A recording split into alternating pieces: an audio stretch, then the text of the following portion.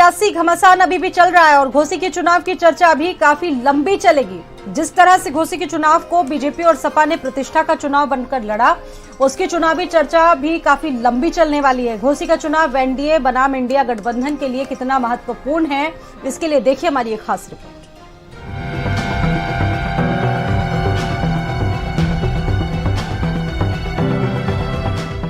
घोसी का नतीजा तो आ चुका है, लेकिन घोसी का जो चुनावी परिणाम आया है उसको लेकर अभी सियासी घमासान मचा हुआ है। एक तरफ जहां सपाई खेमा जीत से उत्साहित है और अब 2024 में परिवर्तन की बात कह रहा है। जीत भले ही समाजवादी पार्टी की हुई हो, लेकिन इस जीत को विपक्ष की तरफ से इंडिया गठबंधन की जीत बताकर कार्यकर्ताओं में जोश और उत्साह भरने की भरपूर कोशिश की जा रही है। घोसी की जीत को समाजवादी पार्टी ने इतना बड़ा बना दिया है कि अब इस जीत को पूर्वांचल में इंडिया गठबंधन की बढ़त और यूपी में इसे 2024 के संदेश के तौर पर देखा जा रहा है। समाजवादी पार्टी के नेताओं का कहना है कि घोसी की जनता ने चुनाव जिताकर एक बड़ा संदेश दिया है और अब आगे पूरा इंडिया गठबंधन एकजुट होकर इसी तरह से 2024 में भी बीजेपी पर भारी पड़ेगा। जो विभाजनकारी नीतियों को अपना करके, झूठ बोल करके, धोखा दे करके, रोज एक नई बात बहुत मुहावरे गढ़ करके और लोगों की तकलीफ बढ़ा करके थोड़े से लोगों को चुनिंदा 2-4 लोगों को देश में उनका सरमाया, उनकी संपत्ति बढ़ाने का काम कर रहे हैं। उन सारे लोगों को गद्दी से उतारने का काम करेगी। दिनकर ने कहा था कि वो सिंहासन खाली करोगी जनता आती है, तो अब वो सिंहासन खाली करने का समय भाजपा के लिए आ गया है। सभी जाति धर्म के लोगों ने सारी सीमाएं बंधन तोड़ के समाजवादी पार्टी को वोट दिया है। हमारे उम्मीदवार घोसी के लाल के नाम से मशहूर सुधाकर सिंह जी को पूरा समर्थन दिया, समाजवादी पार्टी को पूरा समर्थन दिया।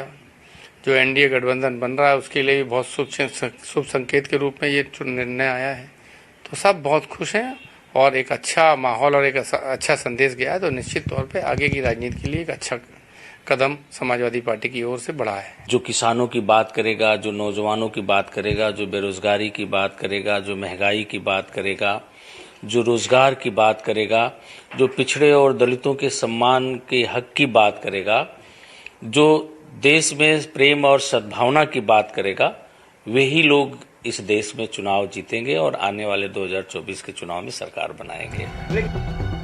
घोसी में चुनाव जीतने के बाद समाजवादी पार्टी के साथ साथ इंडिया गठबंधन के नेताओं में भी काफी जोश और उत्साह है। उत्तर प्रदेश में इंडिया गठबंधन की ये पहली चुनावी जीत है। चुनाव भले ही समाजवादी पार्टी के नेतृत्व में लड़ा गया हो, लेकिन इसमें कांग्रेस से लेकर अपना दल कमेरावादी और जनवादी सोशलिस्ट पार्टी तक सपा प्रत्याशी के समर्थन में ग्राउंड जीरो पर काम कर रहे थे।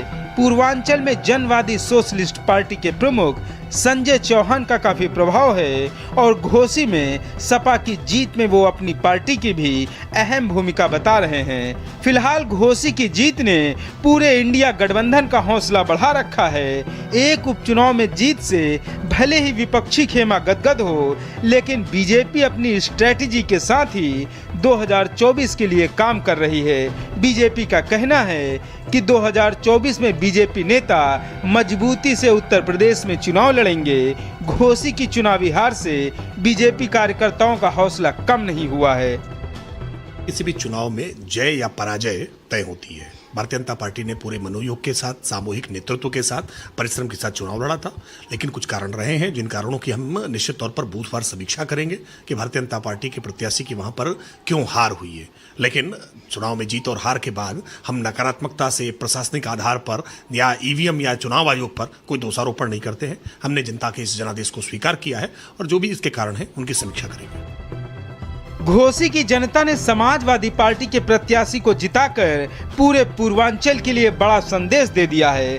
विपक्ष घोसी की जीत को बड़ा करके 2024 में अपने लिए अभी से माहौल बनाने में जुटा है। तो वहीं बीजेपी की तरफ से भी इसे महज एक लोकल स्तर का चुनाव बताया जा रहा है। लेकिन जिस तरह से घोसी में सपा और भाजपा के बीच में कांटे का मुकाबला हुआ है, उससे यही लगता है कि 2024 के मुख्य मुकाबले में भी टक्कर काफी जोरदार होगी। ब्यूरो रिपोर्ट, भारत समाचार।